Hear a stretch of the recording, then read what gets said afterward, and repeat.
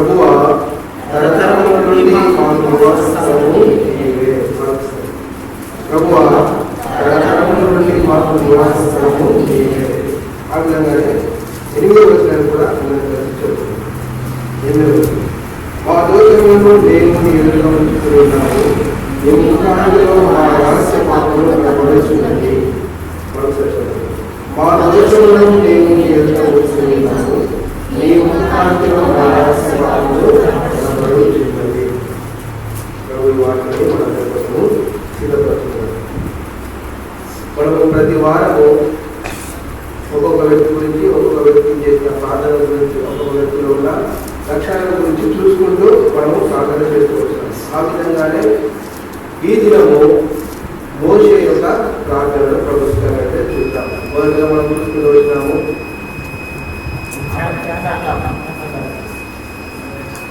అబ్రహాము యొక్క ప్రార్థన చూస్తూ వచ్చినాము. ఆ తర్వాత రెండోదిగా ఇస్సాకు యొక్క ప్రార్థన చూస్తూ వచ్చినాము. మూడోదిగా యాకోబు యొక్క ప్రార్థన చూస్తూ వచ్చినాము. అందరికంటే ముందు ఎవరు చూస్తున్నాము? అబ్రహాము, దాసుడైన ఎలియాజరు ప్రార్థన చేస్తున్నాము. ఆ తర్వాత మీకా ప్రార్థన చేస్తున్నాము. ఇది ఎన్నో వారం మనకు? 7వ వారం.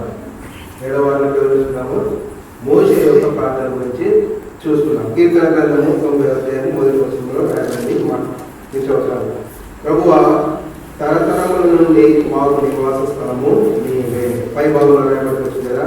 చతుర్థ స్కందము దైవజనుడైన మోషే చేసిన ప్రార్థన. ఎవరు చేసిన ప్రార్థన? ఇది మోషే చేసిన ప్రార్థన. ఏమని మాట్లాడుతున్నాడు అక్కడ? ప్రార్థన చేస్తూ మొదటి వచనం రాయబడి కదా, ప్రభువా తరతరముల నుండి మాకు నివాస స్థలము నీవే. ఎప్పుడైతే భూమి దేవుడు పుట్టించిన కాటి నుండి నేటి వరకు, అంటే మోషే చేసిన ప్రార్థన వరకు ఏమని మాట్లాడుతున్నాడంటే తరతరముల నుండి ఆయనే వారికి ఏం చేస్తున్నాడట? నివాస స్థలంలో వచ్చింది. ఎందుకు ఆ మాట మాట్లాడుతున్నాడంటే మోషేకు ముందుగానే తెలుసు ఏ విధంగా అబ్రహాము, ఇస్సాకు, యాకోబుల దేవుడు యాకోబులను ఆశీర్వదించిన జనాంగం అనబడిన ఇశ్రాయేలు ఇప్పటి వరకు మీరు కాపాడుతున్నారు. కాబట్టి అబ్రహాముకు ఒక తరం, ఇస్సాకుకు ఒక తరం, యాకోబుది ఒక తరం, అది మొదలుకొని ఈ మోషే తరం వరకు వారు ఏం చేస్తున్నాడు? దేవుడు కాపాడుతూనే ఉన్నాడు. ఏమన్నా దగ్గర ప్రభువా తరతరముల నుండి మాకు నివాస స్థలము నీవే. ఇక్కడ మోషే చేసే ప్రార్థనలో మొదటి ఏం చేస్తున్నాడంటే ప్రభువును హెచ్చిస్తున్నాడు. ప్రభుని ఏం చేస్తున్నాడు? హెచ్చిస్తున్నాడు. ప్రభువును మొదలైన తర్వాతనే ఆ తర్వాత చేస్తున్నాడు వారి యొక్క పాపములను జ్ఞాపకం చేసుకొని ప్రభు ఏదైనా ఒప్పుకొని విడిచిపెట్టడానికి వారు ముందుకు వస్తున్నారు. అందుకే మనం 8వ వచనంలో చదువుతూ వచ్చినాం కదా. 8వ వచనంలో రాబడి దగ్గర మా దోషములను నీవు నీ ఎదుట ఉంచుకొని ఉన్నావు. ఏం చేస్తున్నాడట? దేవుడు వారి యొక్క దోషములను వారి దేవుని ఎదుట ఉంచుకొని ఉన్నాడు. ఎందుకు ఈ మాట చెప్తున్నాడంటే అక్కడ 2వ భాగం రాయలేదు కదా, నీ ముఖకాంతిలో మా రహస్య పాపములు కనబడుచున్నవి. ఇప్పుడు మనం చేసే ప్రార్థనలో కూడా దేవుడికి మన ప్రార్థనలు అడ్డొస్తే మన ప్రార్థన దేవుడి దగ్గరికి చేరదు.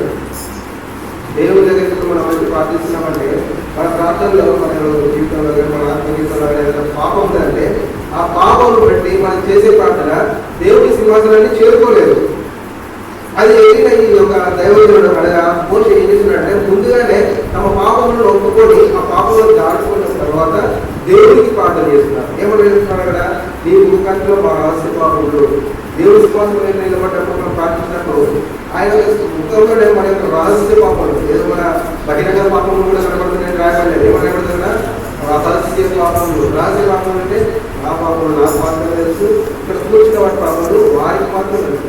రెండో వ్యక్తి కూడా తెలియదు, కుటుంబ సభ్యులకు తెలియదు, సభ్యులకు తెలియదు, ఎవరికి తెలియదు. రహస్య పాపములు అంటే అమలు జరిగే రహస్యమైన పాపములు మాత్రమే. అంటే చూడండి, నాలో జరిగే ప్రతి ఒక్క పాపము దేవుని నిలబడ్డ విధంగా ఆయన ముఖ కార్యక్రమాలు కనబడుతున్నారు. ఇంత గొప్ప మాట. ఏమన్నా ప్రార్థన చేయడం ఎవరు తమ పాపములను నొప్పుకున్నాడు. ప్రభాని యొక్క సింహాసనం చూసినప్పుడు, నీ ముఖ కార్యక్రమం చూసినప్పుడు మా పాపములు మాకు కనపడుతుంది. ఏమన్నా మన దగ్గర మా దోషంలో నీవు నీ ఎదురుగా ఉంచుకొని పాపములు కనబడుతుంది.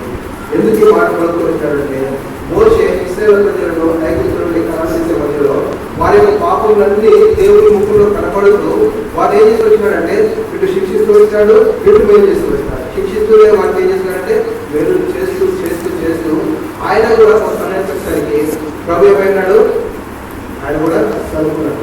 చాలా సంతోషపడుతూ వచ్చినాడు. రండి నిర్గమకాండంలో చూస్తున్నాము. నిర్గమకాండము 32వ అధ్యాయము 3 తరగతులు చూసుకొని మనము ప్రార్థన. నిర్గమకాండము 32వ అధ్యాయము 7వ వచనము నుంచి అవసరం లేదు. నిర్గమకాండము 32వ అధ్యాయము 7వ వచనం. కాల యెహోవా మోషేతో ఇట్లనెను, నీవు దిగి వెళ్ళుము, ఐగుప్తు దేశం నుండి నీవు రప్పించిన నీ ప్రజలు చెడిపోయింది. ఎవరి ప్రజలు? ఇజ్రాయేలు ప్రజలు, మోషే ప్రజలా లేకపోతే దేవుని ప్రజలా? చెప్పాలా? ఏమన్నా మాట ఏమంటున్నాడు? సర్వశక్తి గల దేవుడు ఏమంటున్నాడంటే, నా ప్రజలు కాదు, నీవు విడిపించిన ప్రజలు, నీ ప్రజలు చెడిపోయేది. దేవుడికి ఎప్పుడైతే ప్రజల మీద విరక్తి పుడుతుందో దేవుడు వారిని అంగీకరించాడు. ఇస్రాయేల్ ప్రజలకు ఐగుప్తును బయట తీసుకెళ్తారు. ఎన్నో మేలు చేసి వచ్చినారు. ఎన్నో మేలు చేసినప్పుడు వాడు ఏం చేస్తున్నారంటే మాటికి దేవుడిని మర్చిపోయేది. ఈ మాట పదే వాడబడుతుంది. వారు మర్చిపోయేది. దేవుడు ఏమంటున్నాడు? రాష్ట్రము నీ ప్రజలు. మోషేనేనా వారిని విమర్శించుకుంటున్నది? కాదు కదా. ఎందుకు మాట్లాడబడి వచ్చింది? ఆయన ప్రయాసపడ్డాడు కాబట్టి ఆయన గురించి కాబట్టి ఏమన్నాడు? ఐగుప్తు దేశం నుండి నీవు రప్పించిన నీ ప్రజలు చెడిపోయింది. దేవుని యొక్క మాట ఏమంటాడు? నువ్వే తీసుకొస్తావు కాబట్టి ఇక్కడికి వారి పరిస్థితులు నా వల్ల రావట్లేదు. వాళ్ళందరూ ఏమైపోయారట? చెడిపోయారు. కానీ ఇక్కడ అద్భుతమైన సంగతి ఏంటంటే, అద్భుతమైన సందర్భం ఏంటంటే, ఈ ఇశ్రాయేలు ప్రజల పట్ల మోషే ఎంతగానో విజ్ఞాపనం చేసి వచ్చినాడు. దేవుని యొక్క ఉద్దేశం ఏంటంటే ఇశ్రాయేలు ప్రజలందరినీ పక్కకు పెట్టి మోషే యొక్క తరాన్ని మాత్రమే ఆశీర్వదించాలనుకున్నారు. ఈ యొక్క ఆశీర్వాదం ఎవరు కాదుతున్నారు. కానీ ఇక్కడ మోషే మాత్రం ఏం చేస్తున్నాడంటే, నీవు ఆశీర్వదించిన ప్రజలు, నీవు విమోచించుకున్న ప్రజలు, ఆ ఆశీర్వాదం వారి మీదనే ఉండండి, నాకేమీ వద్దు అని చెప్పేసి ఎంతగానో ప్రతిపాదన. ఆయన వ్యక్తిగతంగా ఏం చేస్తున్నాడంటే తన గురించి ప్రార్థన చేసుకోకుండా దేవుని యొక్క ప్రజల అవసరాన్ని అడిగి ఆయన గురించి ప్రార్థన చేసుకుంటూ ఆయన ప్రజలను మహిమపరిచే విధానం చేయాలని ఇక్కడ మోషే ప్రార్థించిన వాడు. అంటే ఆ మాట చూస్తున్నాము 11వ వచనంలో, మోషే తన దేవుడైన యెహోవాను బ్రతిమాలుకున్నాడు. యెహోవా నీవు మహాశక్తి వలన బహుబలం వలన ఐగుప్తుల నుండి రక్షించిన నీ ప్రజలను నీ కోపము బండనేలా. ఎవరు చూస్తున్నారా? అక్కడ ఉంటారు కదా. 7వ వచనంలో దేవుడు ఏమంటున్నాడు? నీ ప్రజలు అంటాడు. ఇక్కడ 11వ వచనం వస్తే మోషే అంటున్నాడు, కాదు ప్రభా నీ ప్రజలు అంటాడు. అంటే చూడండి, దేవుడిని ఎంతగానో హెచ్చిస్తూ ఏమంటున్నాడంటే, వెనక రాజు ప్రభా నీకు, ఎందుకంటే నీకు కూడా చూసుకున్నాడు. నేను కేవలం నువ్వు వాడుకున్న పాత్రలు అంతే. ఇక్కడ మోషే ఎవరు? జస్ట్ దేవుడు ఏం చేస్తున్నాడు? ఆయన వాడుకున్నాడు, ఒక నాయకుడిగా వాడుకున్నాడు. కానీ మనకేమైతే మనకి ఎవరైనా మంచి పొజిషన్ ఇచ్చేవాడు ఏమైతే నాయకుడు అనే సరే మనకి దేని గర్వం ప్రయత్నిస్తుంది. నాయకుడు అనగానే ఏమవుతుంది? ఎక్కడ లేని ఒక అతిశయం వస్తుంది. కానీ ఇక్కడ మోషే తనని తాను తగ్గించుకొని తన ప్రజల నిమిత్తం అనగా యెహోవా ప్రజల నిమిత్తము ఏం చేస్తున్నాడట? ప్రతిమాలు పడుతున్నారు. వారిని విమోచించుకున్నారు. కాబట్టి ఈ ప్రజలు నీ మహిమార్థంకయ్యే జీవింపబడాలి. నీవు నన్ను ఆశీర్వదిస్తున్నాడు. అయితే నీవు తీసుకున్నాడు యెహోవా చేతగాని వాడు తీసుకొని ఏం చేసినాడు? అరణ్యంలో చంపేశాడు. అని ఒక చెడు పేరు పౌరులు వస్తాయి. కాబట్టి ఈ గలత రాష్ట్రం ఇక్కడ మోషే యొక్క మూలలక్షణం ఏంటంటే తనని తాను తగ్గించుకున్నారు. సత్యులని అన్ని లక్షల మందిలో మోషే యొక్క గరుడైనప్పటికీ కూడా ఏమంటున్నాడు? నా కాలంలో నీకు మాత్రమే. ఇక్కడ మోషే దేవుడు ఏమంటున్నాడు? ఇక్కడ నువ్వే చూసుకోదు వాళ్ళ. కానీ ఇక్కడ మోషే ఏమంటున్నాడు? లేదు ప్రభా మీరే చూసుకోవాలి. కావున నీవు ఊరకును నా కోపము వాడి మీద పండును. ఎక్కడ మోషే ఆటం పడతాడని చెప్పేసి దేవుడు ఏమంటున్నాడు? కావున నీవు ఊరకును. నేను వాటిని ఏమైనా చేస్తే నువ్వు ముందుకు రాదు అభివృద్ధి. ఎందుకు? నిన్ను బట్టి వాటిని నేను రక్షించుతానేమో. అంటే చూడండి, ఇక్కడ ఈ మాట ఎందుకు చెప్తున్నాడంటే, దేవుని ఏదైతే మోషే నిలబడినప్పుడు ఆయనలో ఎలాంటి పాపం లేదు కాబట్టి ఆయన అడ్డం పడితే వారిని రక్షించుతానేమో అన్న భయానికి ఏమంటాడు? నీవు అడ్డం రావాలి, నీవు అడ్డం రా. అక్కడ ఇద్దరు మనం చెప్తున్నారు కదా, ఆయన ఎంతో కాలంలో నిరాశ పాపములు కనపడుతుంది. ఇక్కడ మోషే నిలబడినప్పుడు ఆయన ఎలాంటి పాపం లేదు కాబట్టి ఒకవేళ నువ్వు నాకు కనపడితే ఆ పవిత్రతను బట్టి నువ్వు వారిని రక్షించాలేమో అని చెప్పేసి ఏమైనా కావున నువ్వు ఊరకొను. నేను వారిని రక్షించే వరకు ఏం చేయాలా?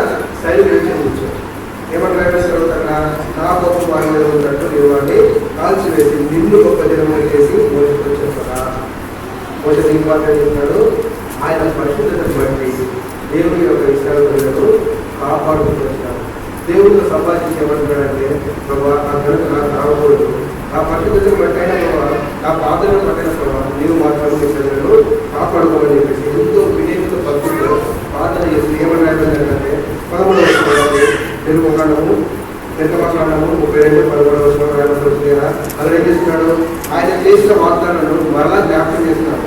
ఈ సేవకులైన అబ్రహామును, ఇస్సాకును, ఇశ్రాయేలును జ్ఞాపకము చేసుకుంటూ నీవు మాత్రం ఆకాశం వలె ఈ సంతానం అభివృద్ధి చేసి నేను చెప్పిన ఈ సంవత్సరంలోని ఈ సంతానం వారు నిరంతరం మీరు వారితో మీతో ప్రమాణం చేసుకుని చెప్పిందని అంతటా ఏవో ప్రజలను చేసుకుని చెప్పిన కీడు గురించి చేసుకొచ్చాడు. దేవుడు చేసిన ప్రతి ఒక్క ఆజ్ఞలను ఈ మోసం చేస్తున్నాడంటే గుర్తు చేస్తున్నాడు. ప్రభావం తరతరంలో ఏమాస్తాను బాబు ముందుకు వచ్చినాడు కదా. నేటి తరము అబ్రాహ్మణుగా గతించిపోయిన వరకు ఒక తరం, ఇస్సాకు ఒక తరం, యాకోబు ఒక తరం, యాకోబు నుండి మోషే వరకు ఒక తరం. తరం అనగానే ఒక వ్యక్తి సంతానం నుండి ఇంకో వ్యక్తి సంతానం ముఖ్యుడైన వారు ఉన్నారో ఆయన సంతానం ఒక తరంగా నిలబడుతుంది. ఇక్కడ ఎంత తరం నిలబడితే 4 తరం నిలబడుతుంది. అబ్రహాము యొక్క తరము, ఇస్సాకు యొక్క తరము, యాకోబు యొక్క తరము, ఇశ్రాయేలు యొక్క తరంతో పాటు మోషే వరకు అని మాట్లాడుతున్నారు. తరతరములకు మాకు నివాస స్థలం లేదని చెప్పేటన్నా ఆయన చేసిన వాగ్దానాలను గుర్తుపడుతున్నారు. ఆయన చేసిన వాగ్దానాలు దేవుడికి జ్ఞాపకం చేసుకుంటూ ఏం చేస్తున్నారంటే ఎంతో ప్రాధాన్యపడుతున్నారు. ఎవరైనా మనం ఆశీర్వదించినట్టే మనం ఆశీర్వదిస్తాం. కానీ ఇక్కడ మోసం మాత్రం ఏం చేస్తున్నాడు, దేవుడికి మాత్రమే ఘనత తెచ్చే విధంగా ఆయన ఒక ఆయన సింహాసనం మీద నిలబడ్డ ఆయన ముఖలక్ష్యం మన రాష్ట్ర మాత్రం ఏమీ కనపడుతుంది. దేవుడు కదా తన మాట మాట్లాడుతున్నాడు. ఏదో మాట్లాడుతున్నాడు, ఒకవేళ నీవు నా ఎదుట నిలబడ్డప్పుడు నీలో ఏం పాపం లేకపోతే నేను వాటిని శిక్షించకపోదునేమో అని కాబట్టి నువ్వు తప్పక ఫస్ట్ నువ్వు నీ చేసే ప్రార్థన ఏదంటే మనం దేవుని సింహాసనం వెళ్ళినప్పుడు మన రహస్య పాత్రలో సింహాసనం మీద కనబడకుండా ఉన్నప్పుడు దేవుడు తప్పకుండా మనకి ప్రార్థనలు వినేవాళ్ళు ఉంటారు. ఆ మాట్లాడేది కదా 14 అంతటా యెహోవా తన ప్రజలను చేసేదని చెప్పిన కీడుని గూర్చి సంతాపపడేది. ఎందుకు సంతాపడుతున్నాడు? మోషే దేవుడికి విశ్లేషపడుతూ వస్తున్నాడు. నీవే కదా వాడిని తీసుకొని ఆశీర్వదిస్తాను, నేను అనుబట్టి కాకపోయినా నీ ఇష్ట వాగ్దానాలు పెట్టాయా కనీసం వాళ్ళని ప్రార్థన చేస్తాను.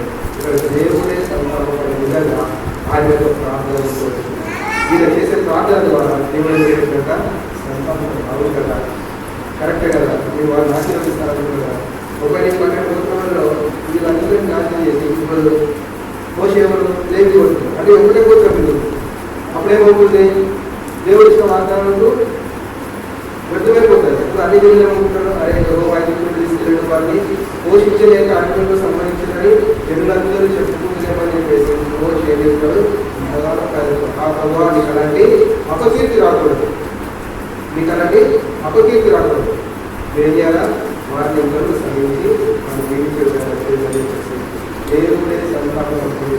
దేవుడే సంతాపడడానికి ఇక్కడ మనం ఆలోచించాల్సిందంటే మోషే చేసిన ప్రార్థనలో ఎలాంటి రహస్యమైన పాపలు కనబడలేదు కాబట్టి దేవుడు సంతాపడే విధంగా మనం ప్రార్థన చేసి వస్తాము. ఈ సాయంకాల సమయంలో నీవు చేసే ప్రార్థన, నీవు చేసే మనం చేసే ప్రార్థనలు దేవుడు సింహాసనం నిలబడ్డప్పుడు మన ముఖంలో ఆయన ముఖంలో కనబడ్డప్పుడు ఏంటంటే మన రహస్య పాపం లేదు, మన వ్యక్తిగత పాపం లేదు కనబడకుండా ఉన్నప్పుడు దేవుడు తప్పకుండా మనం పెట్టుకోవచ్చు. మనం వీళ్ళు ఏం చేస్తుంటే మనం ఎవరి గురించి అయితే పాపం రావాలి, ఎవరి గురించి అయితే మనం ప్రార్థన చేస్తాము వారిని కూడా తప్పిస్తారు. ఇక్కడ మోషేని బట్టి ఇశ్రాయేలు ప్రజలు తప్పించబడడం మనం చూస్తున్నాము. ఆ విధంగా మాట్లాడుతున్న మనం కూడా ప్రార్థన చేస్తున్నాం. రండి, కీర్తన గ్రంథము 9వ అధ్యాయము, కీర్తన గ్రంథము 9వ అధ్యాయము 8వ వచనం మనం కూడా ప్రార్థన చేస్తున్నాం. కీర్తన గ్రంథము 9వ అధ్యాయము 8వ వచనము కీర్తన గ్రంథము 98వ వచనం. మా దోషములను మేము నీ ఎదుట ఉంచుకున్నాము, నీ ముఖ కాంతిలో మా రహస్య పాపములు ప్రదర్శించండి. మనం కూడా మన ప్రార్థన చేసే మన పాపములు మన రహస్య పాపములు దేవుడికి మాత్రమే కనబడకుండా మన పాపములు మనకు ప్రార్థన చేస్తాము. ఆ ప్రార్థన దేవుడు చేస్తాడు, అంగీకరించే విధంగా కనబడుతుంది. మనం కూడా ప్రార్థన చేసుకుంటున్నాము. పోషకానికి ప్రార్థనలు మనం కూడా చేయడానికి మనకు సహాయపడుతున్నాము. మీరు చేసే గమనించండి, భోగాల గురించి ఒక సహోదరు ఒక సహోదరి మార్చి క్లుప్తంగా ఒక 2-3 అంశాల గురించి క్లుప్తంగా ప్రార్థించారు.